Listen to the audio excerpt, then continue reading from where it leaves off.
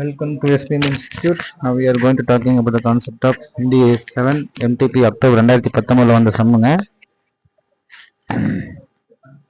See, இந்த சம்மு பார்த்தீங்கன்னா A Limited whose functional currency is Indian rupee had a balance of cash and cash equivalents open 2 lakh, but there are no trade receivables payables balances on 1st April 2011.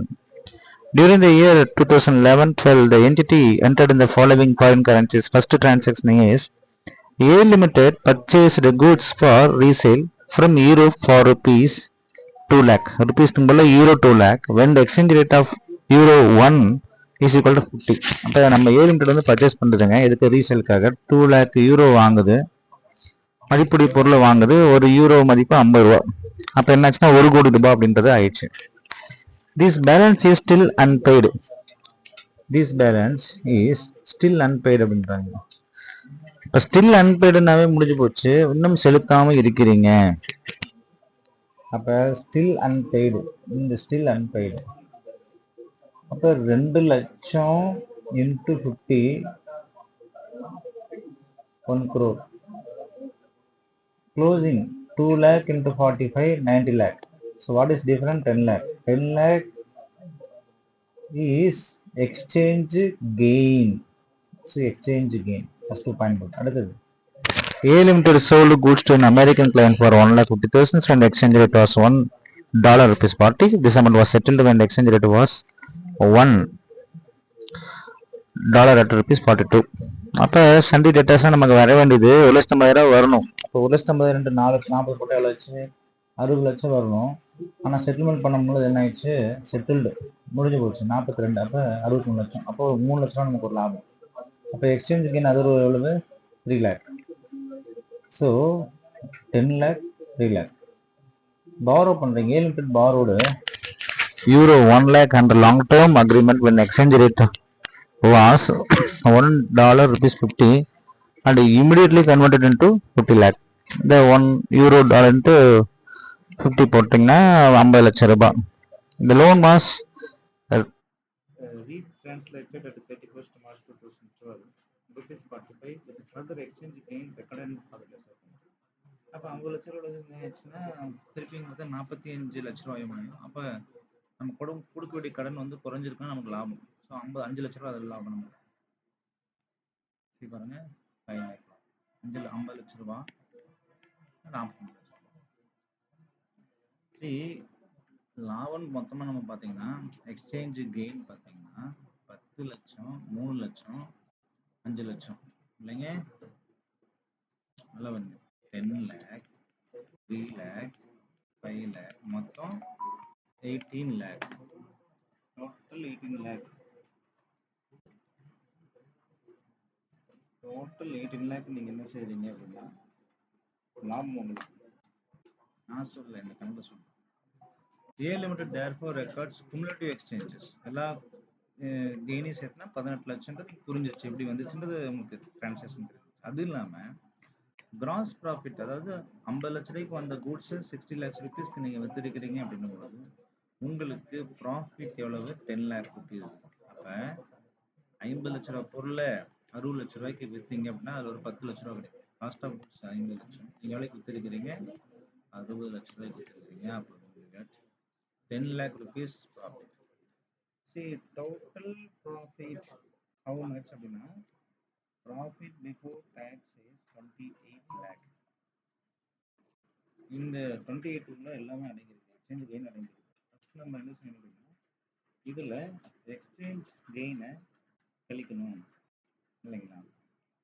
அப்போ exchange gain ஏன் sir கழிக்கணும் அப்படின்னா, ஆமாம் இந்த exchange gains எங்கெல்லாம் profit and லாஸில் வந்து உட்காந்துருக்கோ அதெல்லாம் என்ன செஞ்சுக்கணும் இருக்கணும்.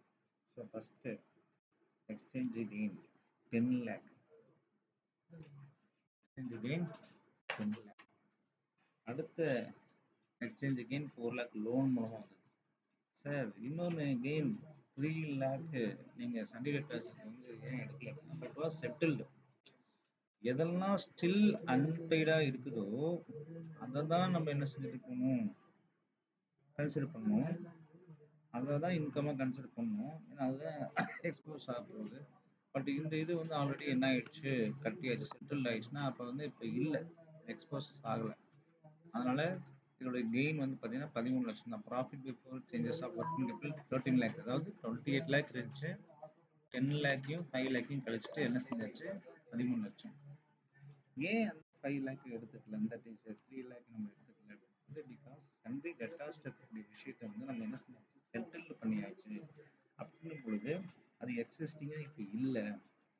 அப்போ எக்ஸிஸ்டிங்காக இல்லைன்னும் பொழுது நம்ம ப்ராஃபிட் பிஃபோர் டேக்ஸில் அது கழிக்க வேண்டிய அவசியமும் இல்லை. சேஞ்சஸ் இன் ஒர்க்கிங் கேபிட்டல் வந்து 5 லேக்னு சொல்றீங்க. எப்படின்னு பார்த்தீங்கன்னா சன்ட்ரி டெட்டாஸா கிரேட்டர்ஸா, increase in sundry debtors or creditors, இடத்துல வந்து increase in sundry creditors or debtors, increase in sundry creditors, increase in sundry 50 lakh rupees எப்படி 50 lakh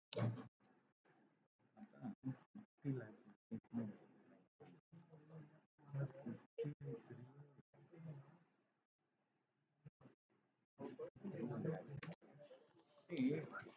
இந்த லாஜிக் கேஸ்ல வந்து புரியல சார், 50 lakhs எப்படி வருது அப்படின்னு கேக்குறீங்க. நானே சொல்றேன், நல்லா பாருங்க. சன்ட்ரி கிரெடிட்டர்ஸை பொறுத்த வரைக்கும் ஓப்பனிங்ல 2 lakh into 50 அப்படிப்பட்ட 1 crore rupees, 1 crore 5 2 7, இது ஓப்பனிங் பேலன்ஸா இருக்குது. Sundry creditors when you purchase the goods 1 lakh, but 50 lakh of goods cost of goods sold, 50 lakh of goods வந்து என்ன ஆயிடுச்சு, சோல்ட் ஆயிடுச்சு. எங்கேங்க சார் சோல்ட் ஆச்சுன்னா 50 லட்ச ரூபா மதிப்புள்ள பொருள் நீங்க 60 lakhs விற்கிறீங்க. அப்ப 50 lakh மதிப்புள்ள பொருள் சோல்ட் ஆயிடுச்சுன்னா அப்ப கிரெடிட்டர்ஸ் எவ்வளவுதான் இருப்பாரு, 1 lakh கிரெடிட்டர்ஸ்ல இருந்து 50 lakh கூட்ஸ் வந்து போயிடுச்சுன்னா மிச்சம் எவ்வளவுதான் இருக்கும், 50 lakh தான். அப்ப 50 lakh கூட்ஸ் தான் எக்ஸிஸ்டிங்கா இருக்குது அப்படின்னும் பொழுது இப்ப 50 lakhs கிரெடிட்டர்ஸ் தான் அங்க இருக்கிறாருன்னு அர்த்தம். இது வந்து ஒரு அசம்ஷன் தான். அப்ப இது வந்து சண்டே கிரெடிட்டர்ஸ் 1 கோடி இருக்குது. எஸ், 1 கோடி இருந்துச்சு, நான் இல்லைன்னு சொன்னேன், 1 கோடி இருந்துச்சு. இதுல 50 lakh ஸ்டாக் போயிடுச்சு. அப்ப எக்ஸிஸ்டிங் இருக்கக்கூடியது தான் 50 lakh.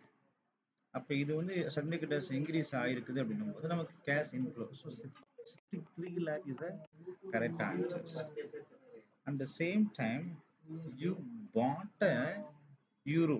யூரோ பாட் பண்ணிருக்கிறீங்க, ஃபினான்ஷியல் லோன் வாங்கிக்கிறீங்க. எவ்வளவு, 1 லட்சம் யூரோ, 1 லட்சம் யூரோ நீங்க பை பண்ணிக்கிறீங்க, பாரோ பண்ணிக்கிறீங்க. அப்ப 1 லட்சம் பாரோ பண்ணா 50 லட்சம் இங்க உள்ள கேஷ் வந்துருச்சு. அப்ப 1 கோடி 10 லட்சம் என் கையில கேஷ் இருக்குது. அப்ப நீங்க ஓப்பனிங் எவ்வளவு இருந்துச்சு, 2 லட்சம். ஸோ க்ளோசிங் வந்து 15 லட்சம். இப்போ இந்த இடத்துல தெரியாத ஒரு விஷயம் என்னன்னா, நமக்கு எல்லாத்துக்கும் குழப்பமான விஷயம் என்னன்னா இந்த பாயிண்ட் தான். குமுலேட்டிவ் 10 3 5ல ஏன் 10ஐயும் 5 எடுத்துட்டீங்க, ஏன் 3 எடுத்துக்கல? 3 இஸ் அட்வான்ஸ் ஆல்ரெடி செட்டில்டு, அதனால அந்த விஷயத்தை எடுத்துக்க வேண்டிய அவசியம் இல்லை. இப்போ கிராஸ் ப்ராஃபிட் 10 லேக் நான் எடுத்துட்டேன், அதுல 50 lakhs வந்து goods cost of Koot sold ஆயிடுச்சு. அதனால நான் வந்து கேஷ் ஒர்க்கிங் கேபிட்டல் சேஞ்சஸ் பொறுத்த வரைக்கும் இந்த இடத்துல டெட்டாஸ் இருக்காது, ஆனா கிரெடிட்டர்ஸ் இருக்கும். கிரெடிட்டர்ஸ் ஓப்பனிங் பேலன்ஸ் ஒரு 1 கோடி ரூபா இருக்குது, க்ளோசிங் பேலன்ஸ் 50 lakhs தான் இருக்குது. அப்போ 50 lakhs தான் இன்க்ரீஸ் ஆஃப் சண்டே கேட்டாஸ். அந்த அமௌண்ட் மட்டும் தான் எனக்கு நான் கேஷ் ஐட்டம்ஸ், சரி அந்த அமௌண்ட் மட்டும் தான் எனக்கு கேஷ் இன்க்ரீஸ் ஆயிருக்குது. ஸோ அதனால இந்த 50 lakhs சாலை